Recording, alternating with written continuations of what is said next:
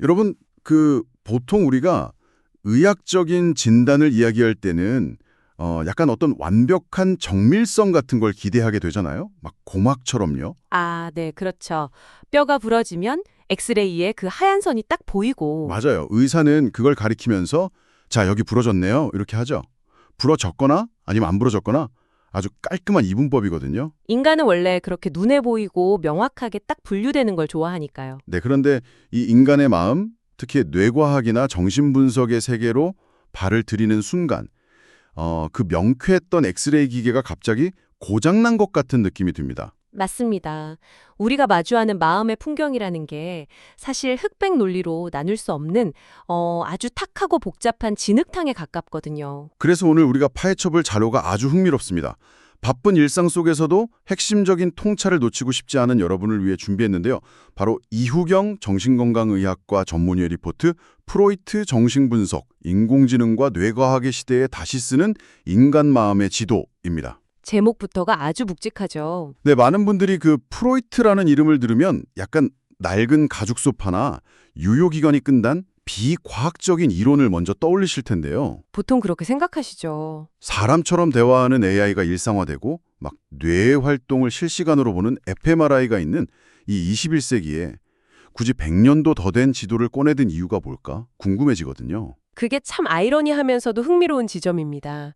프로이트의 시대는 끝났다고 선언했던 바로 그 최첨단 신경과학이 오히려 프로이트의 오래된 통찰을 물리적으로 증명해내고 있기 때문이죠. 아, 오히려 증명을 해주고 있다고요? 네, 한때는 문학적 비유나 망상 정도로 치부받던 정신분석이 지금은 뇌의 신경망이나 호르몬 흐름을 추적하는 현대 과학과 아주 완벽하게 맞아떨어지고 있다는 걸 이 자료가 낱낱이 보여줍니다. 와, 자, 이 부분을 자세히 풀어보죠.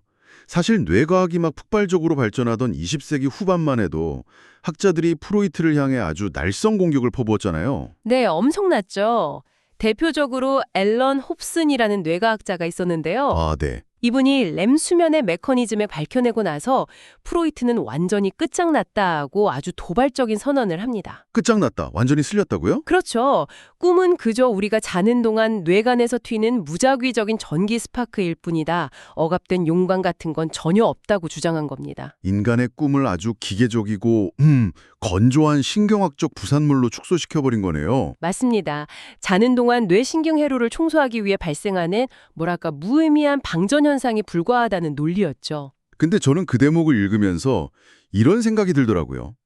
이거는 마치 우리가 영화관에서 눈물을 퐁퐁 흘리면서 감동적인 영화를 보고 있는데 네. 옆에서 누군가가 야, 저건 그냥 스크린에 맺힌 무작위적인 픽셀들의 물리적 조합일 뿐이야. 이렇게 치부하는 것과 같지 않나요? 아주 정확한 비유네요. 작동하는 하드웨어적인 방식에만 집착하다가 그 안에 담긴 진짜 서사와 의미를 완전히 놓쳐버린 맹점 말이죠. 네, 바로 그 맹점을 현대 신경정신분석학이 아주 과학적인 데이터로 완벽하게 반박해냅니다. 여기서 매력적인 부분이 뭐냐면요. 네네. 마크 솔룸스라는 학자가 2010년에서 2015년 사이에 주도한 연구들이 결정적인 증거를 제시했다는 거예요. 솔룸스는 뇌 특정 부위에 손상을 입은 환자들을 치밀하게 추적했습니다. 특정 부위라면 아까 말한 렘 수면을 담당하는 뇌관인가요? 네, 맞습니다. 만약 홉스는 말대로 꿈이 렘수면을 관장하는 뇌교의 스파크에 불과하다면 뇌교가 망가져서 렘수면을 아예 하지 못하는 환자는 꿈을 꾸지 않아야 하잖아요. 그렇죠. 쉽게 말해서 발전기가 고장났으니까 스크린이 꺼져야 정상이잖아요. 정확합니다. 그런데 거기가 바로 이 연구의 반전입니다.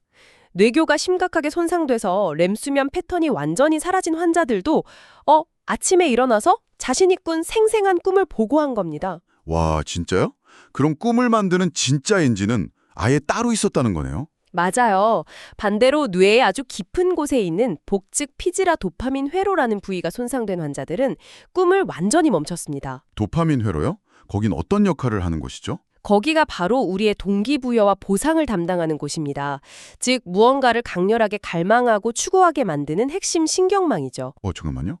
무언가를 강렬하게 갈망하고 원한다? 그거 완전 프로이트가 100년 전에 말했던 욕망. 그러니까 리비도 아닌가요? 정확히 그 지적입니다. 프로이트가 그토록 상상했던 무의식적인 욕망, 즉 추동이 뇌과학적으로 실존하는 도파민 회로임이 딱 증명된 순간이죠. 대박이네요. 우리가 매일 밤 꾸는 꿈의 진짜 엔진은 뇌의 기계적 오작동이 아니라 철저하게 우리의 생물학적이고 감정적인 욕망이었던 겁니다. 와, 뇌과학의 칼날이 프로이트를 베어버린 줄 알았는데 오히려 그 낡은 외투를 벗기고 아주 단단한 과학적 갑옷을 입혀준 셈이잖아요. 표현이 아주 멋진데요. 맞습니다. 이 사실을 지금 듣고 계신 여러분의 삶에 한번 대입해 보세요.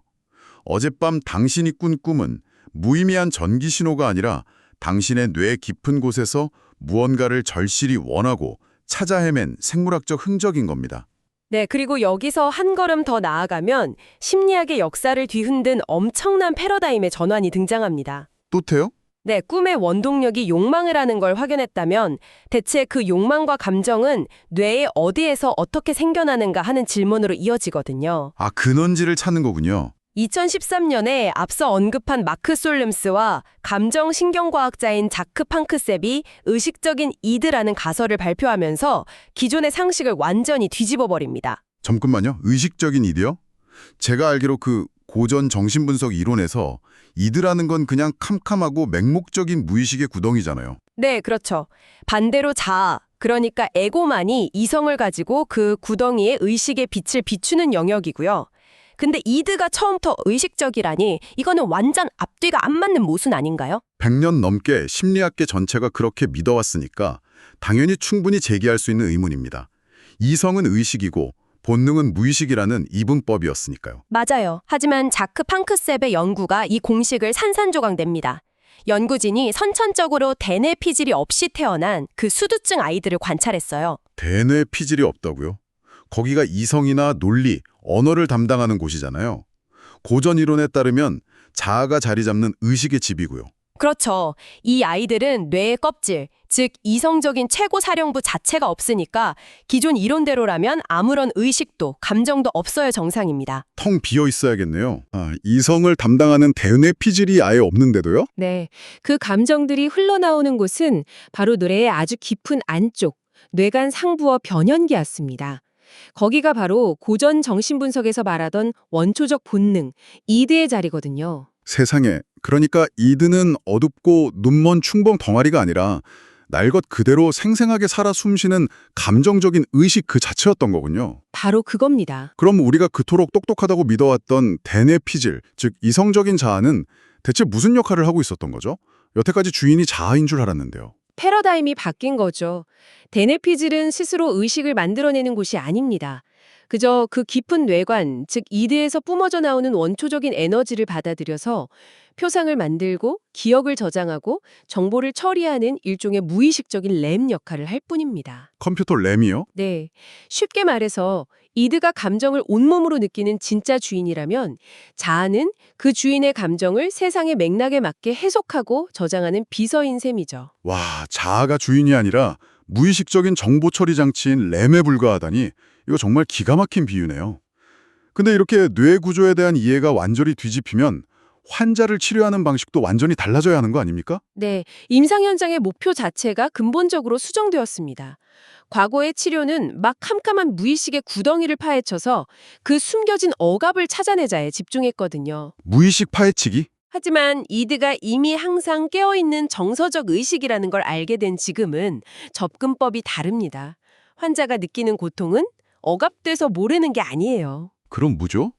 이드에서는 이미 그 고통을 강렬하게 느끼고 있는데 비서인 자아가 그걸 현실에서 어떻게 처리해야 할지 몰라서 램의 용량을 초과해가지고 쩔쩔 매고 있는 상태인 거죠. 아, 그러니까 환자의 마음 깊은 곳에서는 이미 경고등이 시뻘겋게 막 켜져 있는데 머리로는 그걸 어떻게 다뤄야 할지 갈피를 못 잡는 거군요. 맞습니다. 그래서 팡크습은 인간의 깨어있는 정서를 7가지 기본 시스템으로 분류했어요. 탐색, 분노, 공포, 애욕, 돌봄, 공황과 슬픔, 그리고 놀이 시스템입니다. 7가지. 네, 이제 현대 정신분석 치료자의 역할은 환자가 무의식에 뭘 숨겼는지 막 캐묻는 게 아닙니다. 환자의 이드에서 펄펄 끓고 있는 저 7가지 감정 중에 어떤 시스템이 고장났거나 채워지지 않아서 고통받고 있는지 파악하고요. 아, 고장난 시스템을 찾는 거군요. 네, 그리고 자아가 그것을 현실 세계와 어떻게 잘 조율할 수 있도록 도울지 그걸 함께 고민하는 과정으로 진화한 거죠. 인간의 원초적인 감정 시스템이 정보를 처리하는 램, 즉 자아랑 어떻게 상호작용하는지 듣다 보니까 아주 자연스럽게 요즘 매일같이 화두가 되는 인공지능이 떠오릅니다. 아, AI가 빠질 수 없죠. 네, 요즘 AI를 보면요. 제가 우울하다고 텍스트를 딱 치면 정말 완벽한 위로의 문장을 1초 만에 뱉어냅니다. 막 많이 힘드셨겠군요. 제가 당신의 마음을 깊이 이해합니다. 이러면서요. 네, 아주 그럴듯하죠. 그렇다면 이런 논리적인 정보 처리 능력이 극대화된 AI가 감정적으로 지치지도 않고 세상의 모든 심리학 논문을 다 학습하고 있으니까 오히려 인간 의사보다 우리의 상처받은 마음을 더 잘 치료할 수 있지 않을까요? 매우 중요한 질문입니다. AI의 데이터 처리 능력은 이미 인간을 아득히 뛰어넘었죠. 하지만 우리가 인간과 AI의 본질적인 차이를 뇌과학적 관점에서 짚어본다면 AI의 한계는 너무나 명확해집니다. 어떤 한계죠? AI가 구사하는 공감의 문장은 거대한 데이터를 학습해서 도출해낸 통계적 확률의 결과값일 뿐입니다. 가장 그럴듯한 텍스트를 조립해낸 거죠. 왜냐하면 AI에게는 치명적인 결핍이 하나 있거든요. 바로 물리적인 신체가 없다는 겁니다. 신체가 없다는 사실이 감정을 이해하고 공감하는 능력이랑 구체적으로 어떤 상관이 있는 건가요? 모든 생명체는 생존을 위해서 신체의 항상성을 유지해야 합니다. 체온이 떨어지면 추위에 떨고 영양분이 부족하면 극심한 허기를 느끼고 무리해서 버림받으면 생존의 위협을 느끼죠. 네, 당연하죠. 인간이 느끼는 분노, 공포, 슬픔 같은 원초적인 감정 시스템은 바로 이 연약한 물리적 신체가 무너질지도 모른다는 생물학적 위협에서 기인하는 겁니다. 하지만 인공지능은 배고픔의 고통이나 몸이 붕괴될 것 같은 공포를 단 한 번도 경험해 본 적이 없어요. 아, 그러니까 AI가 말하는 고통이나 위로는 철저하게 사전적인 정의에 불과할 뿐이고 피와 살이 찢어지고 체온이 식어가는 그런 감각적인 체험에서 우러나온 게 전혀 아니라는 거군요. 정확합니다. 자료에서도 이 점을 명확히 지적하는데요. 현대 정신분석이 인간을 단순한 데이터의 집합체가 아니라 욕망하는 주체로 다루어야 한다고 강조합니다. 욕망하는 주체. AI는 문맥이나 삶의 역사 없이 주어진 텍스트 상황만을 분석해서 정답을 내놓습니다. 하지만 인간은 달라요. 우리는 자신이 속한 문화나 그 복잡한 인간관계의 맥락을 온몸으로 겪어내면서 다층적인 판단을 내리고 또 그 판단이 초래할 결과에 온전히 책임을 지면서 살아가는 존재니까요. 와, 듣고 계신 여러분, 이게 바로 빅데이터 시대에 우리가 이 오래된 정신분석학을 꽉 붙잡아야 하는 진짜 이유입니다. 세상의 수많은 기술이 당신을 그저 소비 패턴 데이터, 조회수, 무슨 알고리즘의 한 조각으로 무미건조하게 분류하려고 할 때 정신분석은 아니다. 당신은 온몸으로 뜨겁게 욕망하고 때론 깊게 상처받는 고귀한 생물학적 주체다. 라고 일깨워지는 셈이잖아요. 정말 그렇습니다. 그런데 AI가 결코 흉내낼 수 없는 이 물리적 몸과 감정의 상호작용이 그토록 중요하다면 마음이 깊게 병들었을 때 그 생물학적 회로를 도대체 어떻게 다시 고칠 수 있을까요? 네, 그게 제일 중요한 문제죠. 이 지점에서 리포트는 서양의 뇌과학과 한국 전통 정신치료 철학의 절묘한 만남을 제시합니다. 서양의 차가운 하드웨어인 뇌과학이랑 한국의 따뜻한 소프트웨어인 심리치료가 어떻게 연결되는 건가요? 이 연결고리를 이해하기 위해서 리포트가 이중 관점 일원론이라는 개념을 소개하는데요. 아주 쉽게 비유하자면 이렇습니다. 우리가 스마트폰으로 누군가랑 화상통화를 할 때요. 네, 화면에 보이는 친구의 웃는 얼굴, 그러니까 소프트웨어나 마음이죠. 그리고 그 순간 스마트폰 내부에서 쉴 새 없이 돌아가는 반도체의 전기 신호, 이게 하드웨어나 뇌에 해당하는데요. 이 둘은 본질적으로 하나의 스마트폰에서 일어나는 현상입니다. 아, 같은 현상인데 다르게 보는 거군요. 맞습니다. 그저 우리가 밖에서 화면을 보느냐 아니면 안에서 물리적으로 뜯어보느냐의 두 가지 다른 관점일 뿐이라는 거죠. 그러니까 마음의 고통과 뇌의 생물학적 작용이 결국 동전의 양면이라는 거네요. 그렇습니다. 예를 들어서 정신분석에서 말하는 억압이라는 현상을 fMRI로 찍어서 하드웨어적으로 들여다보면요. 네. 우리 뇌의 이성적 통제센터인 전두엽이 기억 저장소인 해마의 스위치를 강제로 차단해버리는 물리적 현상이 관찰됩니다. 너무 고통스러운 기억이 의식으로 올라오지 못하게 회로 자체를 끊어버린 거죠. 아, 그럼 환자가 어릴 적 부모에게 느꼈던 상처받은 감정을 의사한테 똑같이 투사하는 그 전이 현상도 마찬가지겠네요. 맞아요. 단순히 심리적인 착각이 아니라 뇌 신경망 어딘가에 꽉 고착되어 버린 암묵적 기억의 회로가 반복적으로 오작동을 일으키는 거군요. 그렇다면 이렇게 물리적으로 꽉 막히고 엉켜버린 뇌의 신경망을 도대체 어떻게 뚫어줘야 합니까? 바로 여기서 소암 이동식 선생이 제창한 한국 고유의 도종신 치료가 등장합니다. 도정신 치료요? 돌을 닦는다고 할 때 그 도인가요? 맞습니다. 이동식 선생은 서구의 정신분석이 환자를 마치 엑스레이 기계 앞에 피사체처럼 차갑게 분석하고 대상화하는 걸 아주 강하게 비판했어요. 대신에 환자의 일생을 관통하면서 끊임없이 반복되는 끈질긴 감정의 굴레, 즉 핵심 감정을 스스로 직면하게 만들었죠. 아까 이야기한 팡크셉의 7가지 원초적 감정 시스템 중에 무언가가 해결되지 않고 딱딱하게 굳어버린 게 바로 이 핵심 감정이겠네요. 네, 정확합니다. 그런데 이 핵심 감정을 그저 말로 당신은 지금 분노하고 있습니다 라고 알려준다고 해서 그 굳어버린 뇌 회로가 고쳐지지는 않을 텐데요. 이게 어떻게 물리적 변화로 이어지는 건가요? 핵심은 바로 치료자의 존재 방식에 있습니다. 도종신 치료는 치료자를 지식을 전달하거나 기법을 적용하는 어떤 엘리트 기술자로 보잖아요. 그럼 어떻게 보죠? 오히려 치료자 스스로가 끊임없이 자신의 마음을 닦고 인격을 정화해야 한다고 강조하죠. 환자가 평생 도망쳤던 그 끔찍한 핵심 감정을 마침내 밖으로 꺼내어 놓을 때 치료자가 완벽하게 안정되고 수용적인 상태로 그 감정을 함께 겪어주는 겁니다. 아, 그러니까 치료자의 그 차분하고 공감하는 인격 자체가 환자의 뇌에 생물학적 신호를 보내는 거군요. 정확한 통찰입니다. 치료자의 깊은 공감은 거울신경 세포를 통해서 환자의 뇌에 이제는 안전하다라는 아주 강력한 신호를 보냅니다. 아, 그러면 과각성되어 있던 환자의 편도체가 안정을 찾고 억압을 주도하던 전두엽의 긴장이 풀리면서 그 막혀있던 해마의 기억 회로가 다시 연결되는 거죠. 놀랍네요. 차가운 수술칼이 아니라 타인의 진실된 온기가 뇌의 구조를 물리적으로 재배선하는 신경 가소성을 촉발하는 겁니다. 뇌과학의 메커니즘을 이렇게 듣고 나니까 아까 자료에 나와 있던 시적인 표현이 이제야 완벽하게 이해가 됩니다. 치료자는 동토에 떨고 있는 환자에게 봄을 가져다주는 존재가 되어야 한다. 이거 꽤 묵직한 통찰이네요. 그렇죠. 정신치료라는 게 결국 지식의 전달이 아니라 사람과 사람의 인격이 깊은 곳에서 맞닿는 그런 직지인심의 과정이라는 뜻이잖아요. 서구의 첨단 뇌과학과 한국의 전통 철학이 이토록 아름답게 만나는 지점이죠. 현대 정신분석의 최전선도 단순히 증상을 없애는 걸 넘어서요. 환자가 자신의 고유한 주체성을 찾고 타인과 다시 건강한 관계를 맺는 자기 실현을 궁극적 목표로 삼고 있습니다. 네. 무너진 자아를 다시 세우기 위해서는 인간의 성숙한 인격과 자비심이 반드시 필요하다는 걸 이 과학의 시대를 사는 우리가 역설적으로 증명하고 있는 셈입니다. 자, 이제 오늘 우리가 나눈 깊은 이야기들을 한번 묶어볼 시간입니다. 100년 전 지그먼트 프로이트가 스케치했던 인간 마음의 지도는 허무맹랑한 망상이 아니었습니다. 현대 fMRI와 감정신경과학이라는 최첨단 손전등은 그 지도가 뇌의 생물학적 하드웨어와 얼마나 정확히 일치하는지 환하게 비춰주었죠.